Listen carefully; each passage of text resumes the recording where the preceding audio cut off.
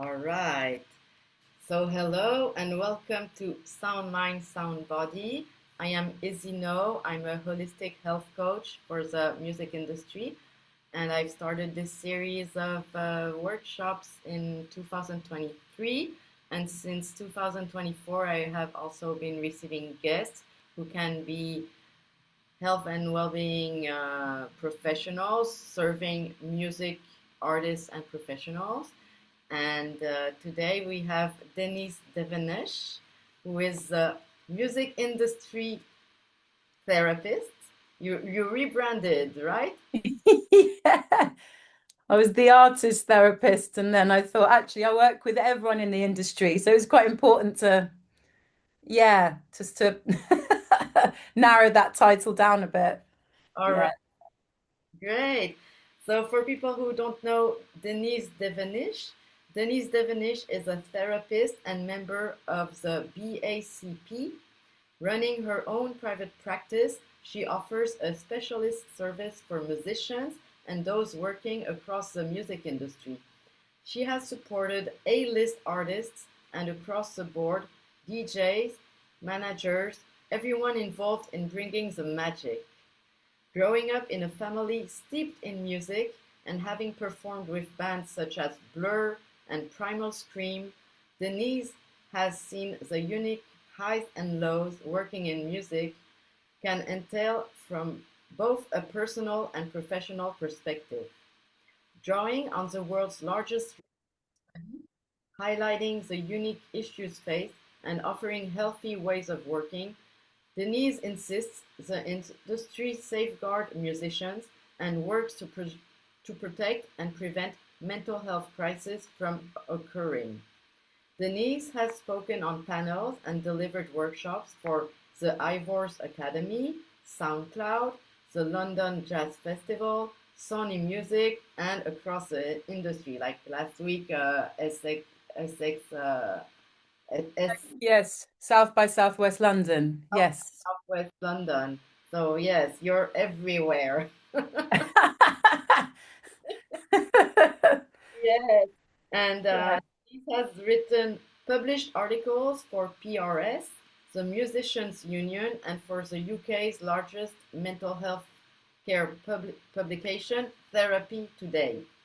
Denise is a public speaker for the charity Help Musician UK and is a clinician, mentor, and public speaker for the British Association for Performing Arts Medicine. What an honor to have you on, Denise. Thank you. Thank you so much. Thank you for having me. Wow. So I've prepared a few questions, and Yeah. just for people who are discovering your work for the first time, could you share a little bit about your background and what led you to specialize in supporting people working in the music industry specifically? Yeah, of course. Yeah, so I mean, where it starts is my father is a music producer, and my mum ran their record label. So I was sort of born into a house where there was a studio and a label. So artists and people in the industry filled my house daily. So I guess that's my first research is is just being immersed in that environment and that being my norm. And I think that was a unique upbringing with lots of fruits, lots of brilliant parts, and lots of challenging parts too.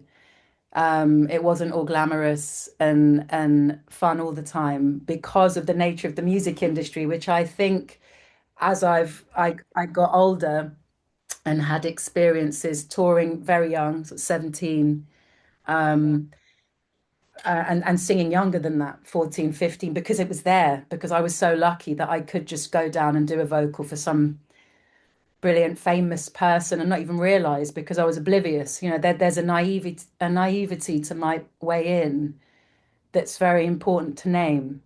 And then I think as I got older, and had my own struggles in the industry, which we've spoken about before, and kind of keeping up with performance pressure, substance misuse, stuff like that, and very young, I reflected on it all again. There was kind of two parts to it. There was just being in it and it being normal and natural, my norm anyway.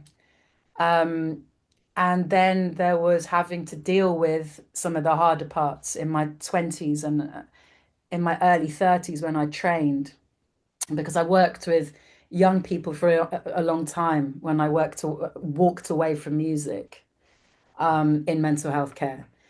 And then I decided so I'm 41 now, when I was 30, to just exclusively work with musicians because of my upbringing. And after having enough time to reflect on what were the trickier parts, also with my mentor who did the biggest research study in the world looking into musicians' mental health, and I was involved in the second part of that, supporting as a therapist.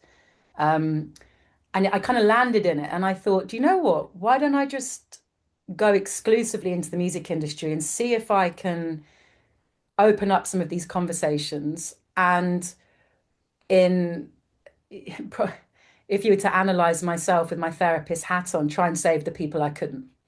We're gonna that there is no therapist who's not a wounded healer, who's not on some level seeking to save or rescue. It's just that you have to monitor that part very acutely because the work in therapy is to be in service, but not at the detriment to yourself. Otherwise, you're helping nobody. So that journey with boundaries in my own life helped me to put boundaries in my family life and the music industry life personally. And then professionally, I was evolving enough to say at that point, I think I can do both. I think I can go back in and help because I've worked through enough, although we never are a complete work finished and done, but I could hold people in it because my journey had been lived enough, and professionally I'd worked enough to join the two, if that makes sense. Um, and yeah, so I've been working exclusively with musicians, artists, DJs, managers, everyone for 7.5 years in private practice. So offering therapy, but also working with the biggest charities in the UK to create safeguarding across the industry and to prompt questions to say, is it all glamour? Is it all fun? What does it take to have success in the music industry? What does it take to try and have success in the music industry? And why do we glamorize the suffering of an artist? Why? Why has that been something that we kind of idealize rather Yeah. than try to change? So Yes. that's been my work, and that's where I am now. I still write and perform sometimes, but for me, it was healthier for me to not pursue that as a career entirely. All Yeah, right. yeah. Yeah. So you have worked closely with musicians, DJs, managers, and creative for many years now. And what makes mental health challenges in the music industry different from those in more conventional professional environments? A lack of boundaries. Mm. That I'm saying that deliberately in a way, the meaning of boundaries isn't straightforward either. That's something that I think we have to define and redefine for ourselves over and over again. Um, I think in the music industry, the 24-hour nature of it is problematic. If you want me to delve into what I mean by that, the fact that you can be traveling across time zones is glamorous, but it's exhausting. It's no good for the body. Yes. It's difficult to regulate our nervous system. It's difficult for the body to trust when it's receiving food and rest. And as much as we're complex beings, we're very simple on a biological level. We need to rest, we need to move our body, we need to eat. Otherwise, the machine, the entity goes a bit skew-if. So I think people in the music industry, on a simple level, are battling with creating routine, structure, consistency. And also, I think often people in the business side and the artist side, like in my home, are friends and mates. And often bands or great ideas are formed in social situations, not with a contract, and in a normal work environment. It's like, okay, I've studied this, these are my gifts, so now you're going to employ me and pay me this salary at the same point every month. And then we're going to check in with the line manager and see how everything. There's none of that safeguarding. There's none of that. There's none of that structure. So also, what's very difficult, I think, is to measure how you're doing, unless, of course, you're looking at streaming or who's buying gigs to you, tickets to your gig. And often that's not enough. And I too often see a war with self amongst artists and people that work in the industry. And I think the problem in music is, like I said at the beginning, you, there's such a, as much as people think musicians don't have a real job, and often musicians refer to that themselves. I'm really lucky to be doing this. I used to have a real job. This is dangerous because if you don't even see yourself as working hard, then you might not lend yourself the care that you need to work in a healthy way.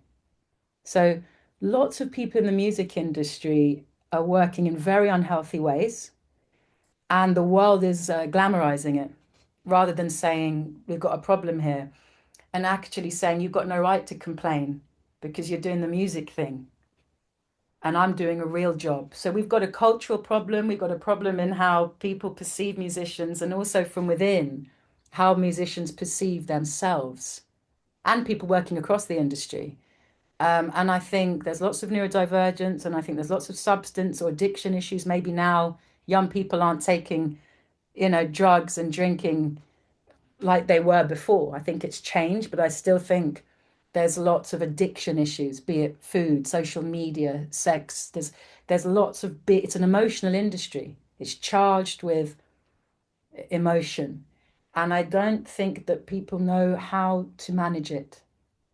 Um, and I still think that we need to change the way that we think about the work of musicians in general. I think that answers the question, but I can waffle a bit. If I veer off, then feel free to bring me back. Sure, sure, sure. No, what comes to my mind is also the the imposter syndrome.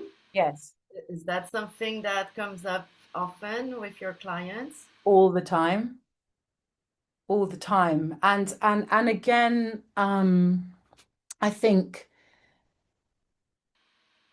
I don't want it's okay because no one knows who I'm working with, but I'd probably say right now, all of my clients are neurodiverse.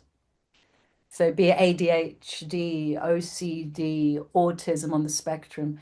Um, and I think imposter syndrome is very much connected to with ADHD or RSD, rejection sensitivity dysphoria, a sense that somehow you don't fit in and you don't belong and you're a bit weird, something isn't right about you. That is a recipe for imposter syndrome too, because the imposter feels that they're somehow fooling people. So even if they get praise or they get acknowledgement and they get the success, somehow they fooled people into getting there rather than being good enough to get there. So they're quite similar. And insecurity and self-doubt is very common, even with people who've had huge success. Also, perfectionism is a massive issue, which I think is also connected to imposter syndrome. The sense that no matter how, you'll never get to the top of the mountain. And that is torturous. It's torturous to have had success and to be brilliant. And everyone could say, but you're the best singer, you're the most incredible writer. My God, when you play, you saved my life, or your record saved my life. And inside the person feels, I don't know, like they're not good enough. None of that external validation will touch the sides. So I see a lot of that too. Um, and across genres, but it's quite, yeah, across genres. I think in the classical world it's rife, but in the pop world too. So, yeah, imposter syndrome, perfectionism, RSD. Right. And in the music industry, it is often normalized that there's a lot of stress, that the the times are, are are irregular. There's emotional intensity and constant performance pressure. At one point, does pushing through becomes dangerous for someone's mental well-being? Well, I think everyone's talking about burnout, and I think at what point?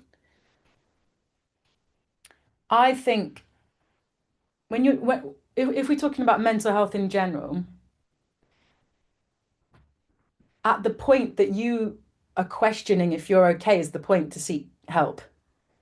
The problem is that the longer somebody waits, thinking I'm going to take up time, from the NHS in the UK, I'm going to take up time if I go and seek help. Somebody else needs it more than me. um, or I think I'll be okay. This is a normal amount of stress. Often people in the industry think you've got to hustle, just keep pushing, keep going, keep going. If you want this, keep going. If you want, if you really want this, if this is actually, what you say it's going to be, then you keep doing those late nights and you keep doing those sets and you keep doing those gigs there's this idea that if you're not exhausted, you don't want it enough. Hmm. So I don't always know if somebody recognizes when they're at burnout, if they are. But ideally, if you've developed a relationship with yourself where you're caring for yourself, then it won't get to the point. So any kind of inkling that something isn't right, which often comes up socially, if you feel different around people that you felt comfortable with before, if you're avoiding practice, if you're avoiding shows, that kind of thing, you know when you're being different in a way that is unlike your character, and you're starting to hide behaviors that you're ashamed of, or you're not talking to people about feeling anxious, but you're hiding it. So often, if you're becoming isolated at all in your thinking, or you're hiding, then that's an indicator that there's an emotional disruption. And I don't think it's obvious to know, as we were saying just before this started, what kind of help to always seek. It's not obvious, and each person is nuanced, and there are so many parts about therapy and help out there that is not straightforward. But when in doubt, seek help. Don't wait. Early intervention is key, and all the research in terms of mental health care, supports that. Yes. Yeah. Talking about therapy and support, how do we know how long do we need to work with a therapist? Well, yeah, I see this stuff. If I had a room, if I was speaking to a room full of therapists, I'm sure to offend, because some for example, Freudian, psychotherapy is split into three parts, and some therapy is designed to be long term. And I'm not a, I'm in my work, I'm in the humanistic realm, so I can explain the difference in a bit. But to stay with this question, um, you know, sometimes people present with an issue or something they're struggling with, and there's maybe some goals, something that you can work on with some focus, and it should be a short amount of time. The intervention shouldn't be long, it shouldn't be years. And then other people work in a way where they're in therapy for life. In America, that's the fashion now. That's cool. That's like a gym for the mind. You're in therapy. And I'm not saying that any of it's right or wrong. However, um, I personally believe in empowering the client to get to the point where they're not dependent on on me. But I want to caveat that with if somebody, if I, when you're thinking about an ending with a client, it's also, you're sussing out if they're staying out of fear or if they've just chosen to keep you there. And it's for me each time to figure out what is right and in the best interest of the client. That is my ethical duty, and it's my training. So these things aren't straightforward. And I'm not a psychiatrist, I'm not a doctor. Again, I'm a counselor and psychotherapist. So somebody medicating a person's brain and personality, again, they might need to be in and out depending on the diagnosis and the presentation. There's lots of parts to consider in terms of longevity and duration for therapy. Yeah. Right. So you were explaining that there are several type of therapies. Can you Yes. can you tell us a bit more about that? Yeah, so there are so many, but if I were to reduce it to three main modalities or realms, which makes sense to me, which I didn't even know. I'd gone through my own therapy before training, and I had no idea, you know, 22 years ago when I was desperately seeking support for myself, that there was anything other than a white middle class person who could offer me the kind of therapy where they would give me answers and I would leave healed. Maybe I got that from unconscious messaging from films. Um, I don't know. I had no clue.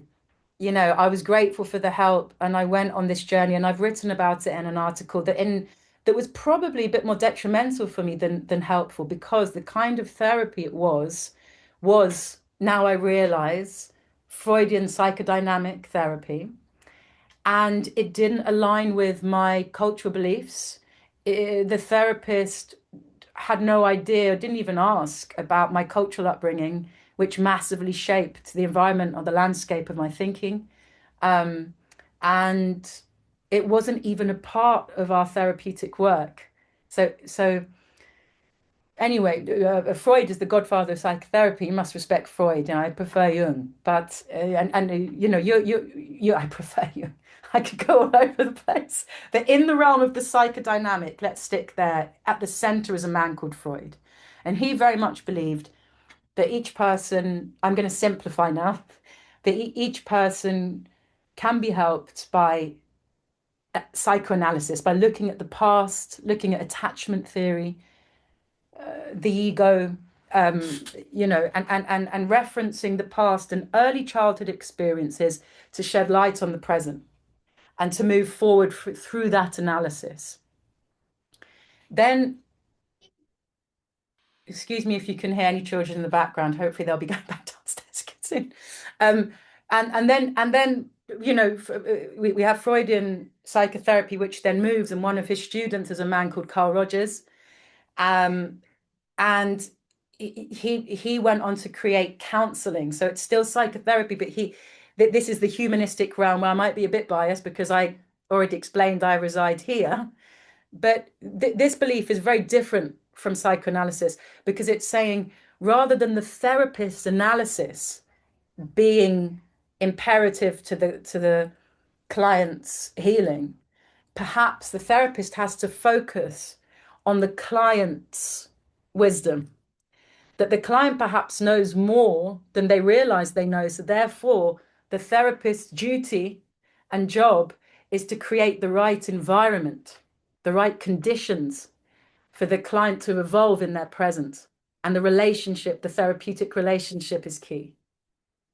So that's it's a massive shift in terms of the philosophy of the therapist and the training. And then I'm being fast about this, but in the third realm is the solution focused realm, and this is where cognitive behavior therapy sits, and coaching, neurolinguistic programming. It's a really interesting realm where you're thinking about thought patterns, thought processes, how to intervene with those to get a better result. And all three can be brilliant, and all three have their purpose, and hence why the assessment is crucial too. So if you were a vulnerable person presenting with different issues, figuring out which one would perhaps best suit you, and alongside perhaps seeing a psychiatrist who may offer medication, or seeing somebody to work somatically, or doing body work or meditation alongside therapy. There are lots of parts that will suit an individual that needs to be considered and taken into account. Um, I think for the right care to really have a positive impact. Mm. Um, and there's also an integrative approach, which means that the therapist is a jack of all trades.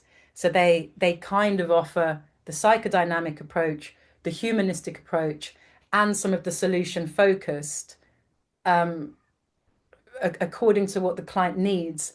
For me, the way my brain works, I just wanted to hone in entirely and hold a philosophy at the core because that makes sense for my brain. I wanted to just belong to one approach. So within the humanistic approach, I specialized in the person-centered counseling approach, but I have clinical training, hence why I'm a psychotherapist. So none of this is at all straightforward. And even us therapists sometimes have to check in and make sense with each other of, what we believe and what we're doing. Sure, definitely. We were talking about slowing down before.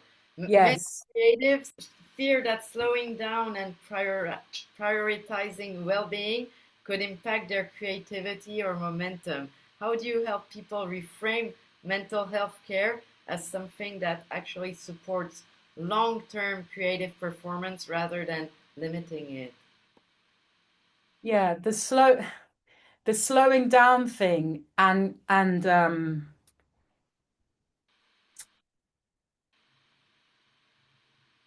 I can give you an example.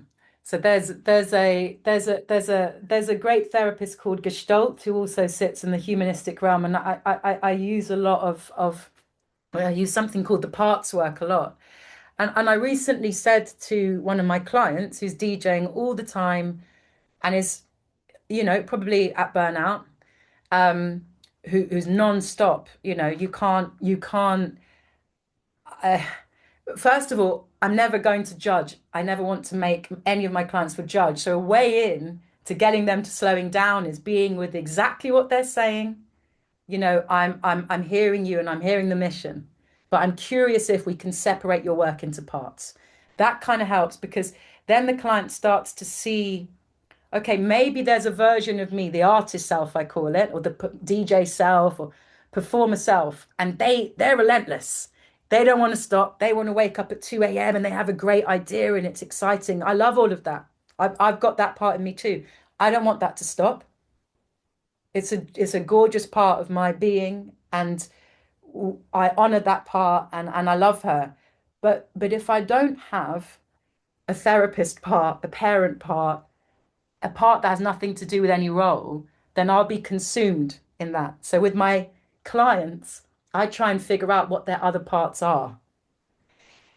And and then we try and serve those parts, right? So I I say to them all, if you are not rested and if you're not sleeping, if you're not eating well, if you haven't got a healthy relationship with your body, then the project's going to burn out. You're going to make decisions that won't enhance the project. When you're rested, when you're well, your career will do that. Trust me. Because the idea of the suffering artist in general, I'm totally against it. I know that there's truth in it, of course, but for my clients, I'm not going to endorse that they drag themselves through ridiculous schedules to succeed. My work is for them to be well.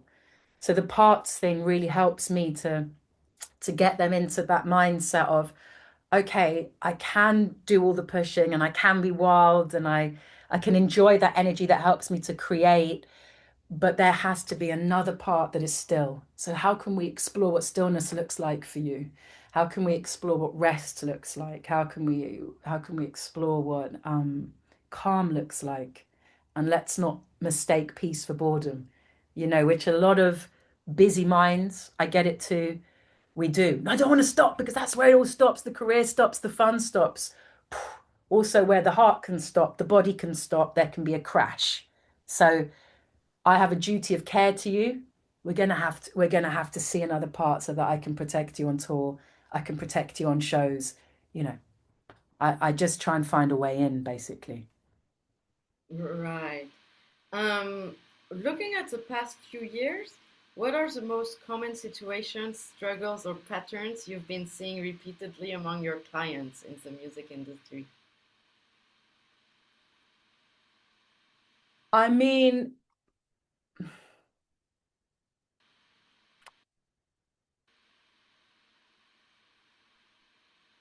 I think I'd have to say, if I'm looking over I mean, it's even changed. I really, from I think recently, I'd say the past 2 years,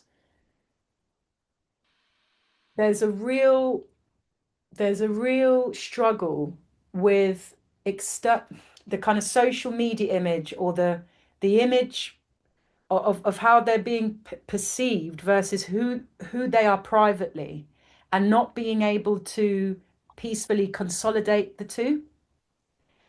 And so a lot of the time, and a lot of anxiety, a lot of stress, a lot of burnout, a lot of overwhelm, a lot of nervous system depletion, um, and a lot of facade. So there's a lot of performance persona going on where you wouldn't know that these people necessarily are looking like they're struggling, and privately, not being able to sleep, not being able to rest, not being able to be available for partners or friends. And I've seen quite a lot of crisis, especially the last 2 years.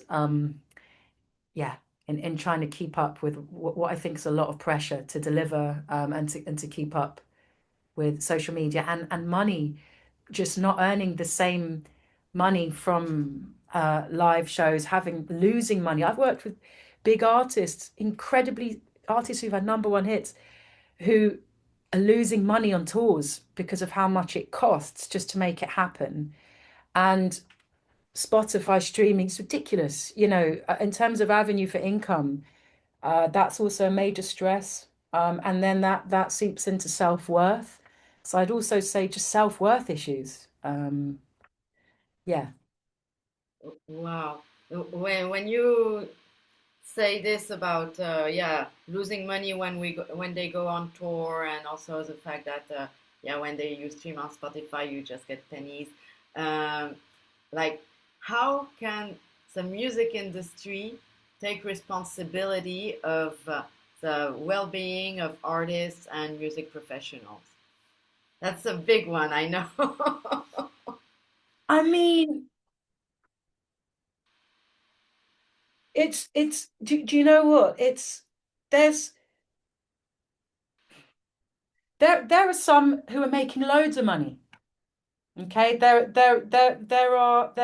a group of very successful artists who've maybe also got a modeling career. They've got other things going on, or they've found a way into Spotify where they're streaming enough where you can make good money every month, right? And the problem is, it always feels a bit like nobody knows why. So that again, like even management, I'm married to a manager. I'm out there saying, okay, so when it's going really well for an artist, what's working? You can name it to some degree. It's like, well, we got some luck at Spotify, or we know this person, or for some reason, though, what I mostly hear is for some reason it's just connecting. You're like, okay, so for the sanity of the people I work with, is there a formula?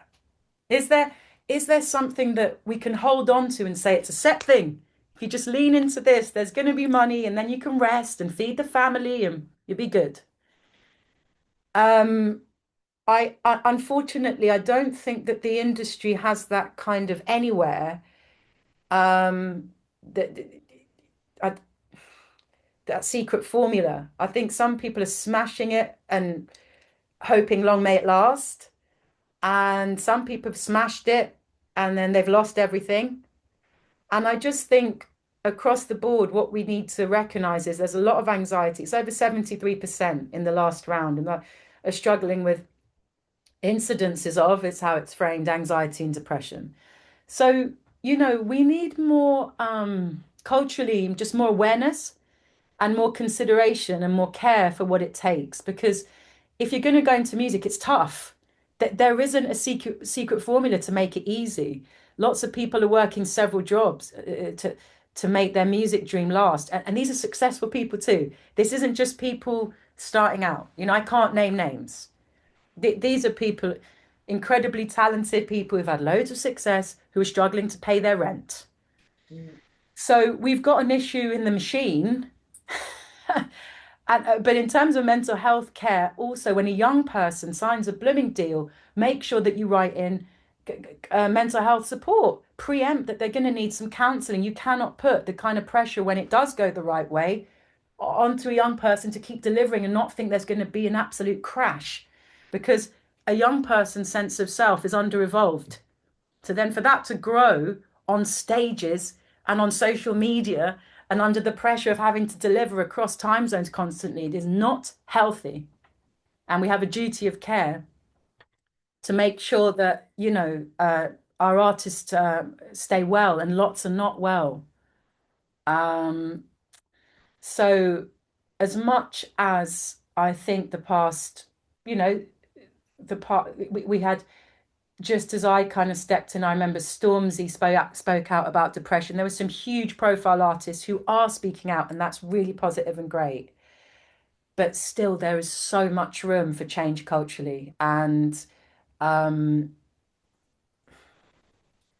and just to make it cool, for artists to still realize it's cool and it's okay to rest, and it's cool and it's okay to ask for an alcohol-free rider, and it's okay to look for meetings on site at festivals, and they are available, and to look for where you can get the help you need, and to request, if you are at a big label, that you bring in help. Where there is loads of money being made, cool. Put more of that into support then, because if you haven't got your artists and your teams well, there is no music industry. So, you know, it's there's a lot of work still that I think needs to be done. Right. Do you see that organization like MITC is a Mm.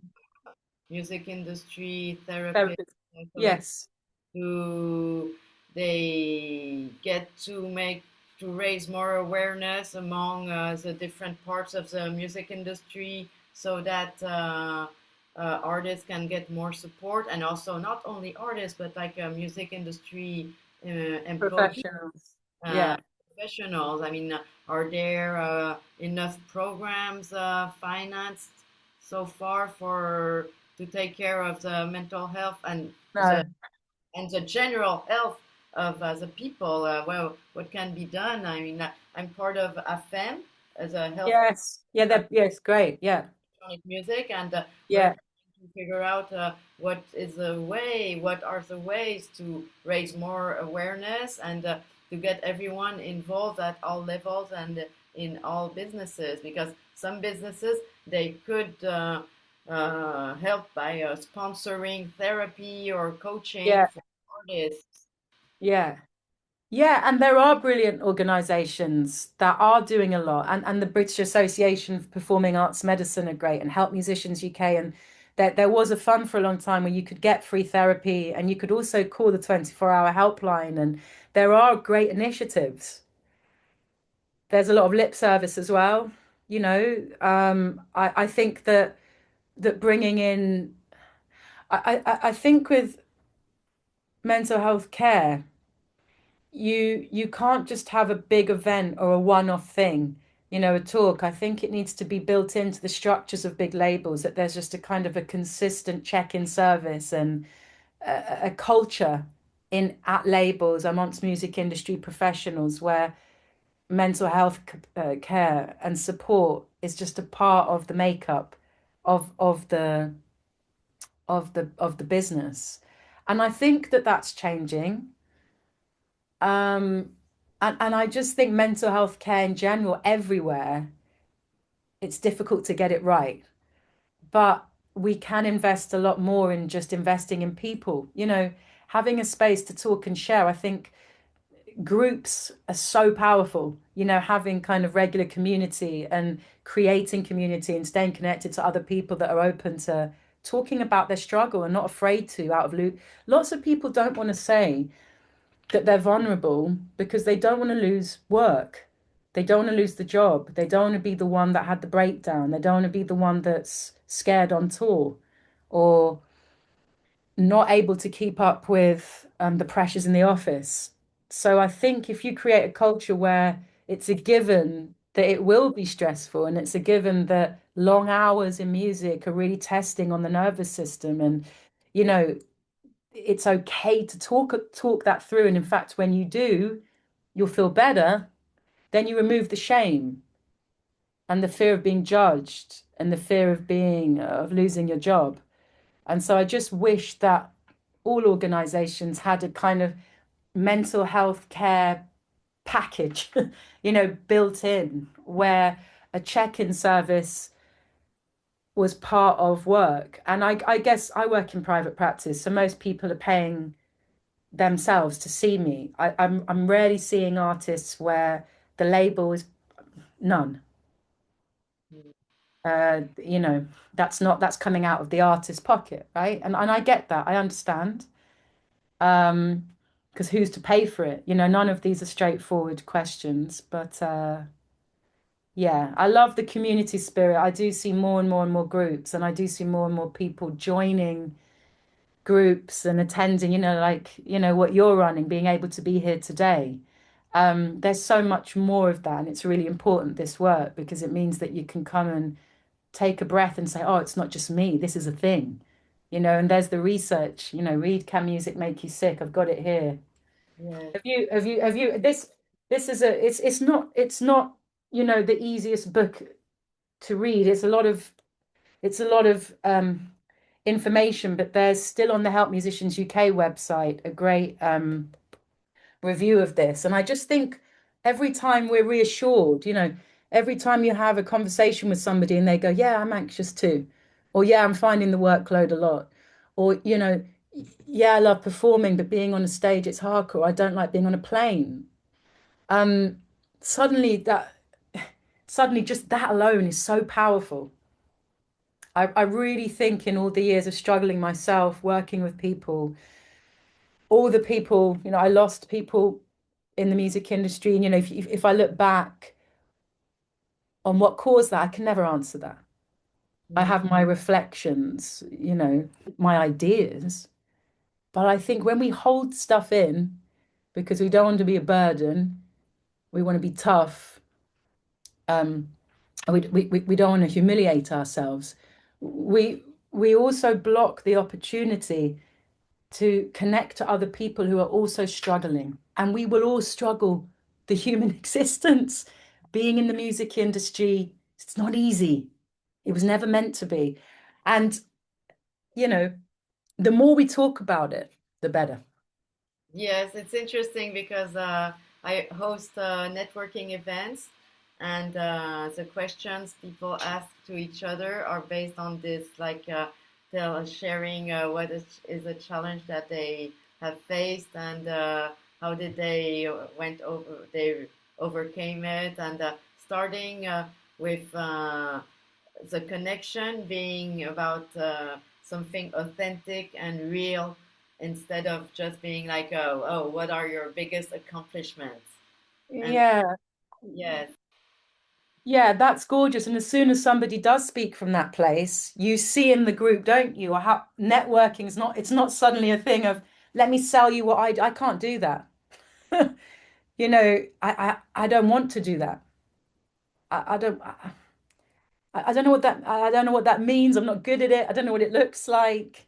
But you see in a group or you see with people, and I love running groups and I love networking when it's just let's meet and let's talk and let's see what sprung from your experience, be it suffering and joy, because I think they merge anyway. And the music industry is all about speaking to that, right? And that's why we love music.